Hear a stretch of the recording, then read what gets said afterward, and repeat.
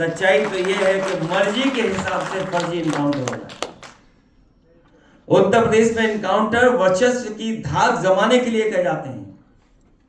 अपनी धाक बनी रहे, धाक से लोग डरें, इसलिए उत्तर प्रदेश में इनकाउंटर किए जा रहे हैं।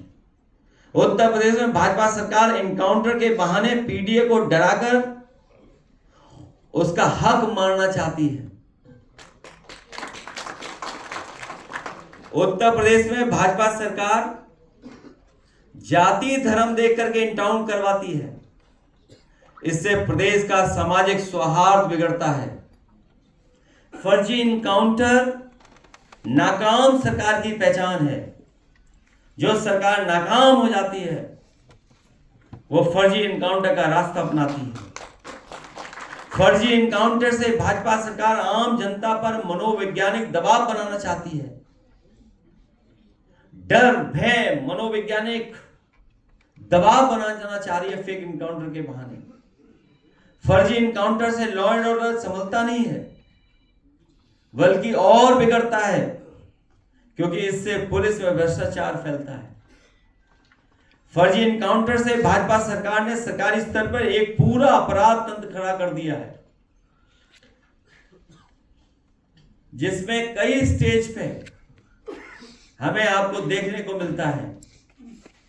फर्जी इनकाउंटर को सही साबित करने के लिए कुछ भ्रष्ट वकील मनगढ़ंत कनपुरिया किस्सा बताते हैं और फिर वो अधिकारियों और सरकार को ही ब्लैकमेल करते हैं। फर्जी इनकाउंटर से घूसखोरी और काली कमाई का कुचक्र शुरू होता है। फर्जी इनकाउंटर मानवाधिकार की हत्या करता है। अभी हमारे साथी यहाँ हैं, उन्होंने एक बहुत बड़ा डेटा तैयार किया कि मानवाधिकार को समय समय पे उन्होंने शिकायतें की हैं, जिसका वो डेटा अभी आपको देंगे।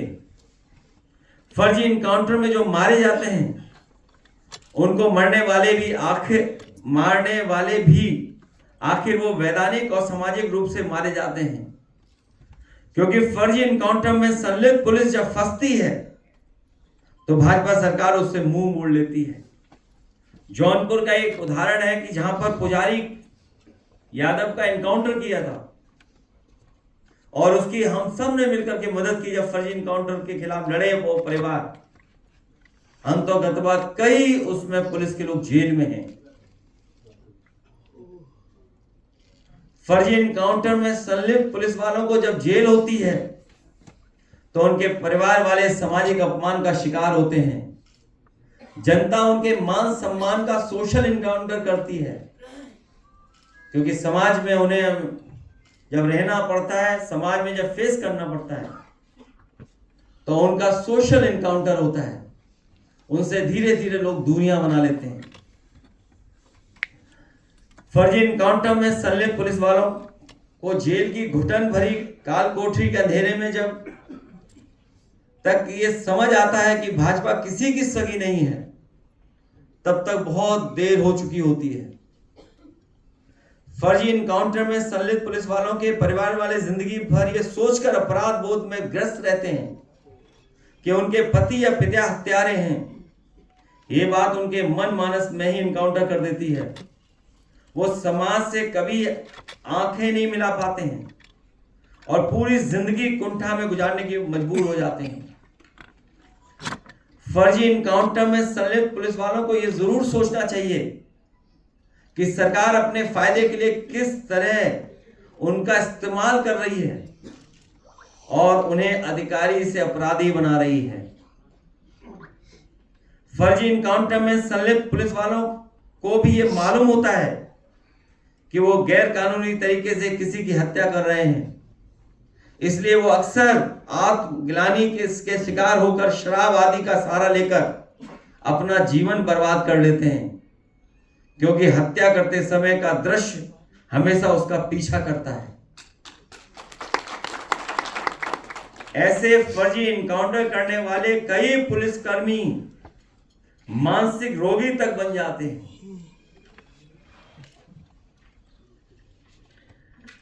फर्जी इनकाउंटर में संलिप्त पुलिस वाले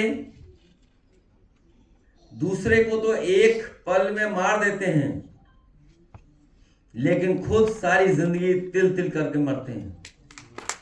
फर्जी इनकाउंटर के डर से प्रदेश में निवेश नहीं आता है।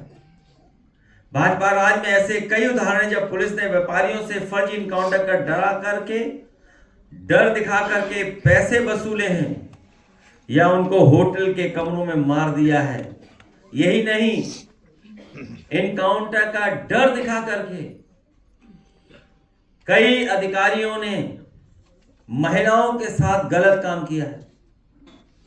कासगंज का एक उदाहरण है, जहां पर एक अधिकारियों ने उसके पति का फर्जी इनकाउंटर और झूठे मुकदमे में जेल भेजने के डरा करके उस महिला के साथ बहुत कुछ गलत काम किया। यहां तक कि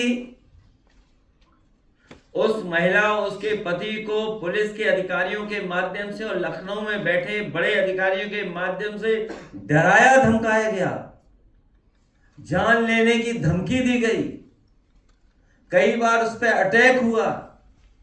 लेकिन मैं बहादुर महिला को बधाई देता हूं कि उसने परवाह नहीं की। उसके पति को भी बधाई देते हैं कि वो झुके नहीं सरकार के सामने, और अंतोगत्वा वो जेल गए। वो अधिकारी आज भी जेल में है। वो